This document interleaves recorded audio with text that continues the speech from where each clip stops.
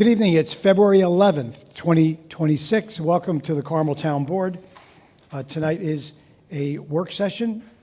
I call this meeting to order, and if everyone please rise, face the flag. Councilman Schanil will lead us in the Pledge of Allegiance. Pledge allegiance to the flag of the United States of America and to the republic for which it stands, one nation, under God, indivisible, liberty, and justice for all. Take a moment of silence to pray for all our veterans near and far and those fighting for our freedom.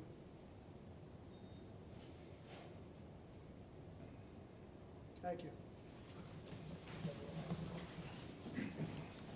Thank you. I ask that the board members please review the minutes that our clerk, Alice Daly, provided to you from January 21st and February 4th. The first item on our agenda is our Highway Superintendent, Michael Stern, request purchase of equipment. Superintendent? Good evening, Board. Tonight we're asking to request to purchase equipment, and it is the purchase of a lowboy stainless steel dump body to go on our 2026 Ram cabin chassis that we asked to be voted on a few weeks ago from Upstate New York Plow Truck and Body LLC. They are the cheapest quote that we got, and it's actually in stock. And this is what I was saying last time, is this is going to come out of CHIPS funding, so it's not going to hit our highway budget per se. It's always good. That is always nice. Yep. And you're saving money by assembling it versus And we're going to do it having in-house, and that'll save about $12,000 to $18,000 by us doing it in-house. which is great. And this one's just a lot, it's the same gauge of steel, and it's a lot cheaper, and it's already on the ground, so we can get working on it. Awesome. All right. Any questions? All right, thank you guys very much. Good. Thanks, Mike. Thank you. Second up is Christopher Palio, the town assessor. Consider request to add Schneider Geospatial as a vendor. Chris? Turn it on. Push the button. There you go. You can hear me now. Okay. Yeah, so I would like to add Schneider Geospatial as a vendor to the town. They're an online platform that essentially has a suite of comprehensive solutions that will allow us to put a lot of our assessment data online, including property cards. There could be links to people, if let's say a property owner wanted to go, there'd be a link to go see their tax bill, the breakdown of their tax bill. It'll show an aerial of their house. It'll show the tax map. And there's a lot of additional features of this company that their portal offers. It's expandable. So my goal is really to get all of our assessment information online, so it's a self-service. We get a tremendous amount of requests on a daily basis for data that could very easily be hosted online. This will actually increase the productivity of my office if we can get that stuff up.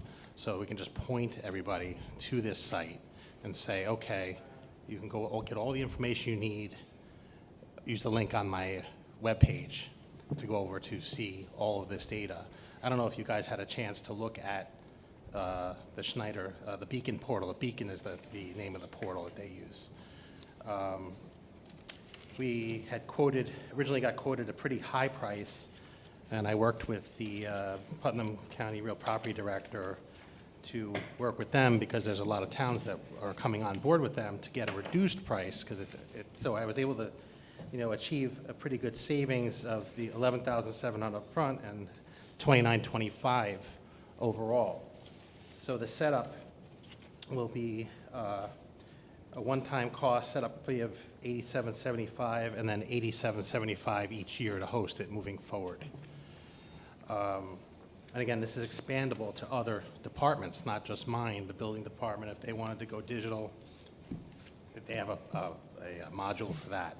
Tax receiver, engineering.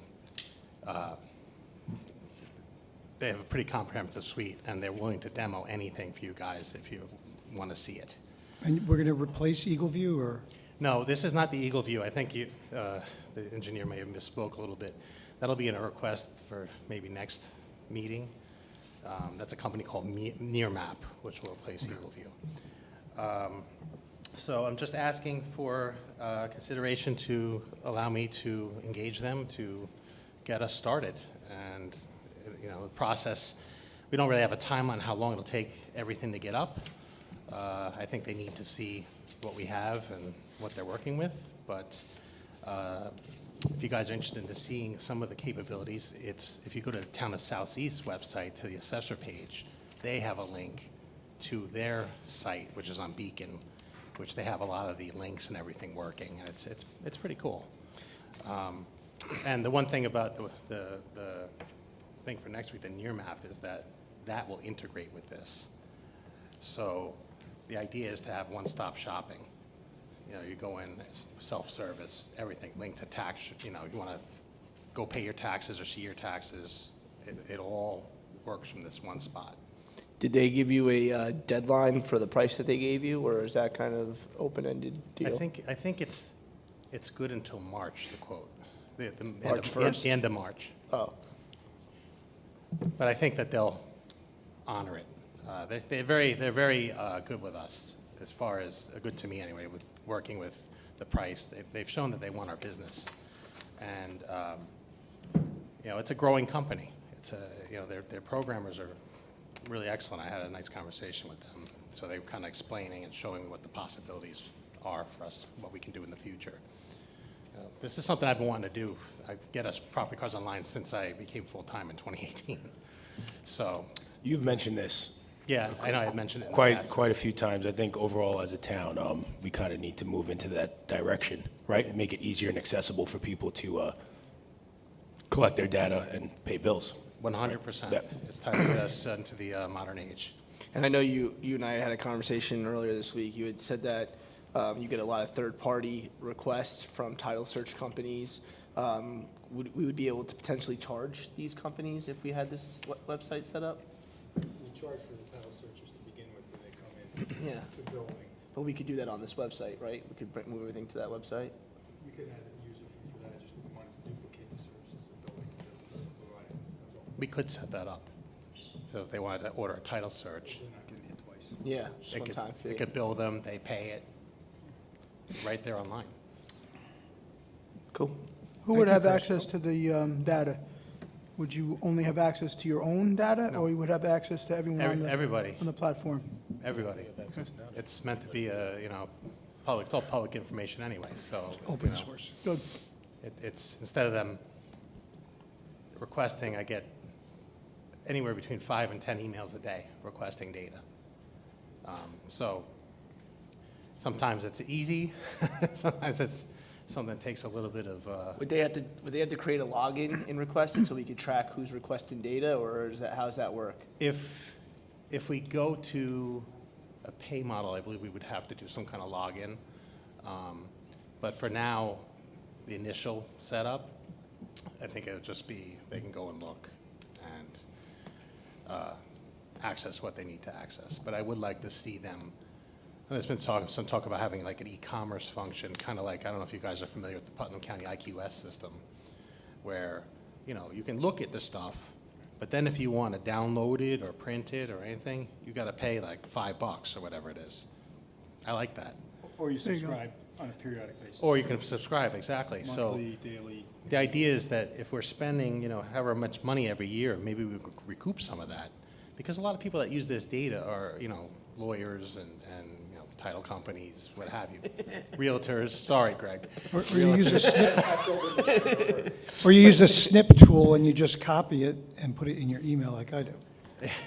But they actually have like the technology to actually block, like you wouldn't be able to like screenshot it.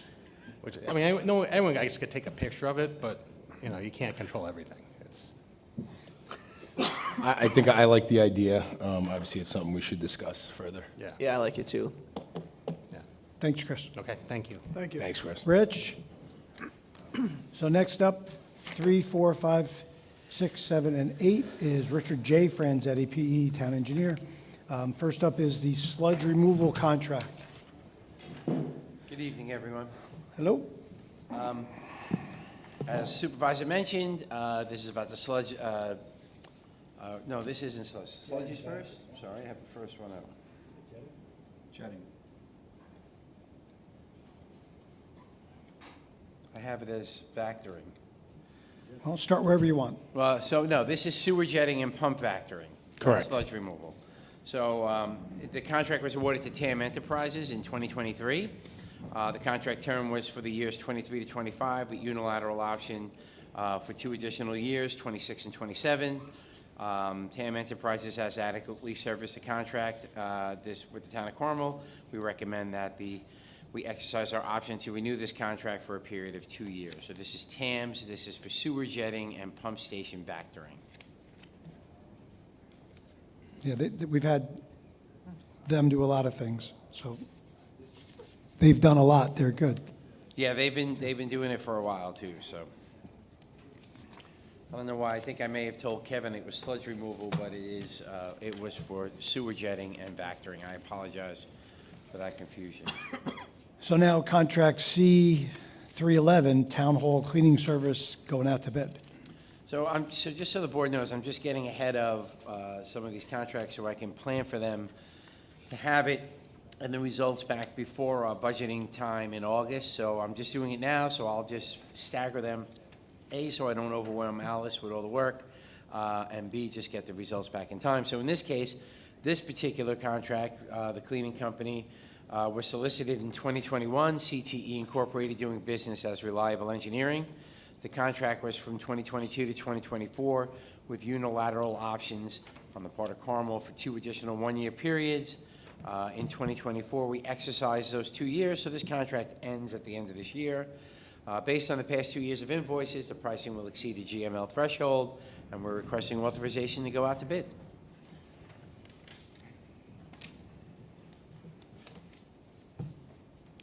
For the next one, which is chemical supply, C312, this is an annual one. It expires in July of this year, July 19th. We request permission to put chemical supplies back out to bid. Would be a contract of 1 year. The chemical companies won't go more than 1 year due to volatility in the market.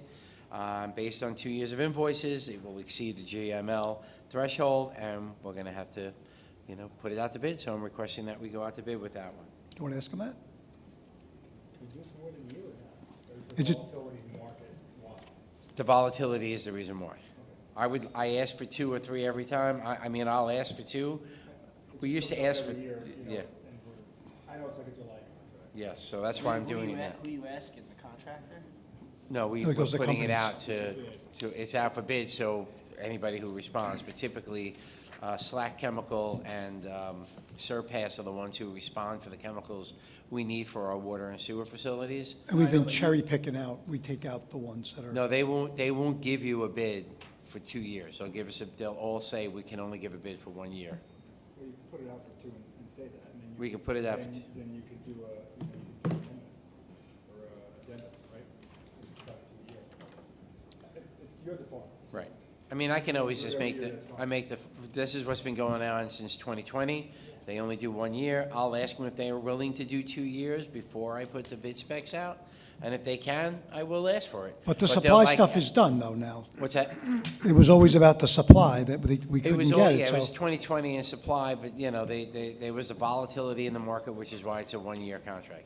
I'll ask them now, I can make phone calls and say, hey, you do 2 years or 3, and they can either say yes or no, right? All right. So, Do the best or you as can. Greg said, we put it out with 2 years, and if there's pushback on it, we can issue an addendum and saying, just give us 1 year, right? So, we need the chemicals, so.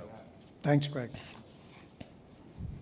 Garbage? So this is 313, I'm going to make it 313. This is for the cluster garbage collection, so this is right now by Oak Ridge.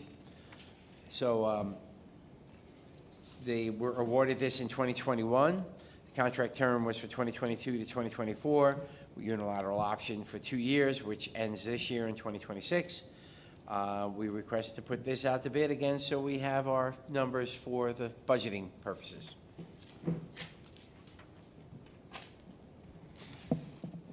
Next one is emergency repairs. Carmel Water District 9, pump replacement on January 9th. B&J, the operators of Water District 9, notified the department that the 7.5 horsepower pump for well number 3 had failed. The pump and related parts were replaced and set new on 1/15/26. There's an invoice in the amount of $22,026 for B&J to make this repair. And then, as I had alerted or made the board aware, this was the air compressor at the water treatment plant, so it's really for Carmel Water Districts 1, 8, 10, and 13. In December, B&J, the operators of the plant, indicated there was a failure of the main air compressor system in the Quincy unit.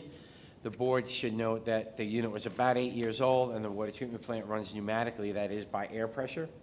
And the unit was repaired. The unit has since been repaired as an operation. There's an invoice attached in the amount of $15,880 for the repair of that unit. It was going to Quincy. That's going to be allocated to the various districts, 1, 8, 10, and 13, based on their use. So it's not just all going to Water 8, it goes to all the users in that district. Rich, quick question. What are the life expectancies of this equipment, the air compressor and the pump?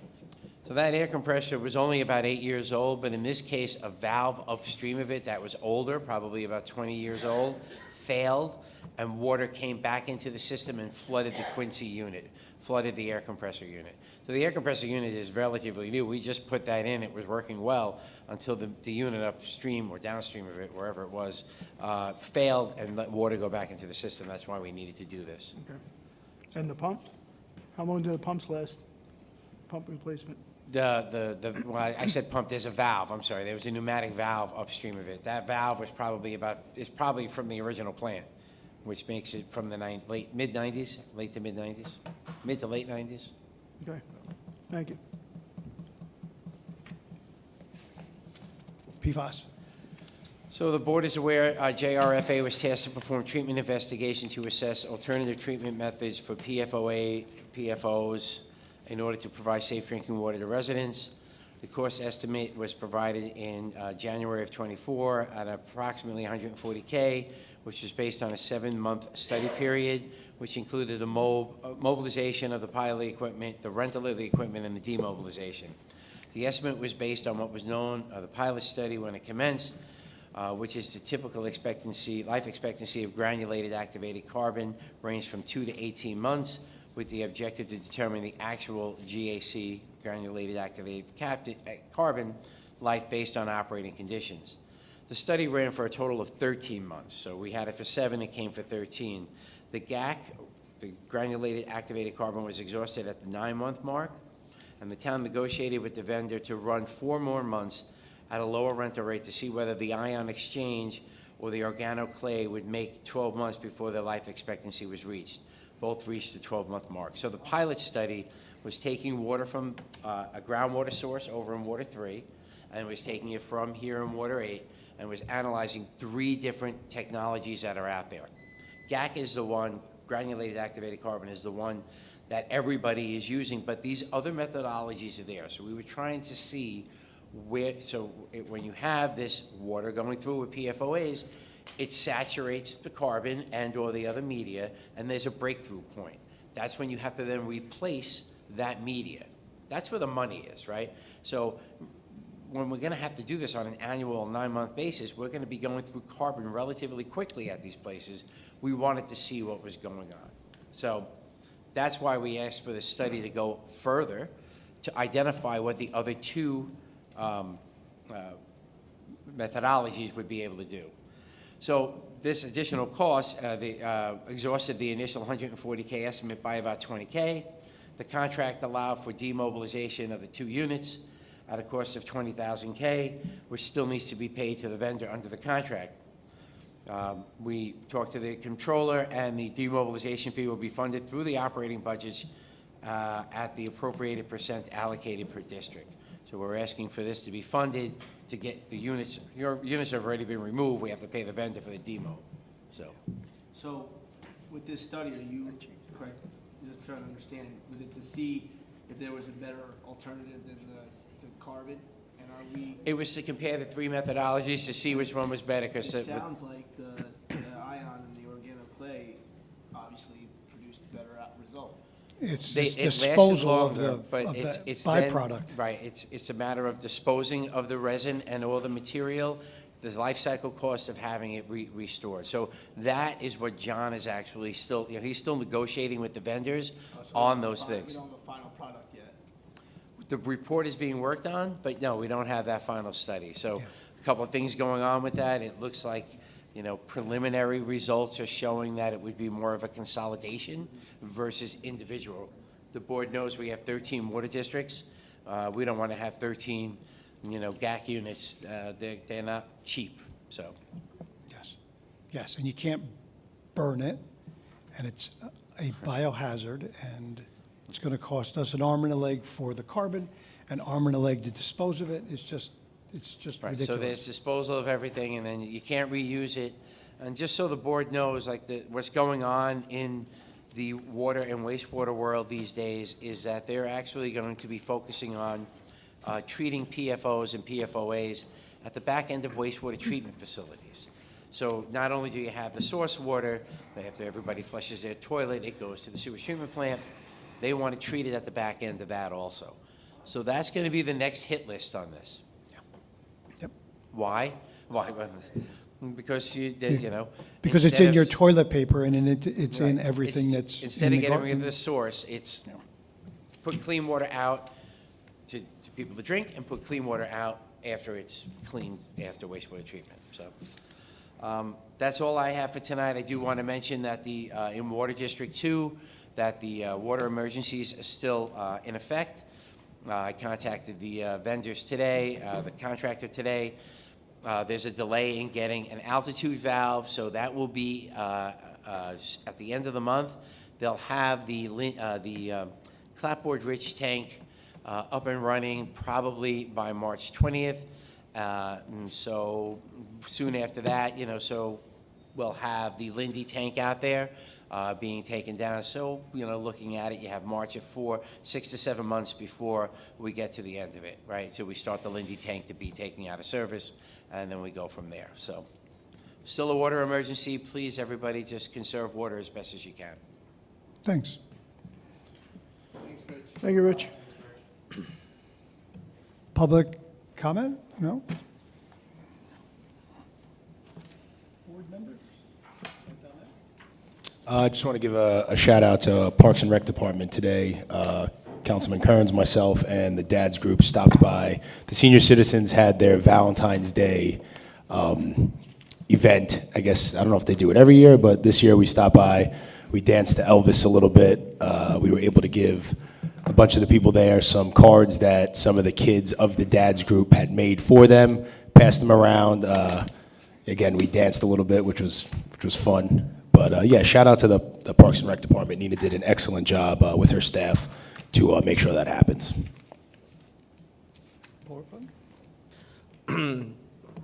As many of you have heard me say now for the last 3 months, the Operation Ice Splash was rescheduled twice due to extreme cold weather. Our next and final date will be March 14th. We are not moving it from there. If we have historic lows, we're still jumping. So come by, have a great time. We're gonna have food trucks, vendors, and wear your best costume. Nothing. And just quickly, the Black to Blue Committee had asked that we thank everybody in the community for the outpouring of support for donating for one of the officers who went through a little bit of a tragedy. It was a good day, and everybody was happy and healthy. All right, so tomorrow is Lincoln's birthday. The town hall will be closed, and again, open on Friday, and then closed Monday for President's Day. Can I get a motion to close this? So moved. Second. And all in favor? Aye. Aye. Good night, everybody. See you on the 18th.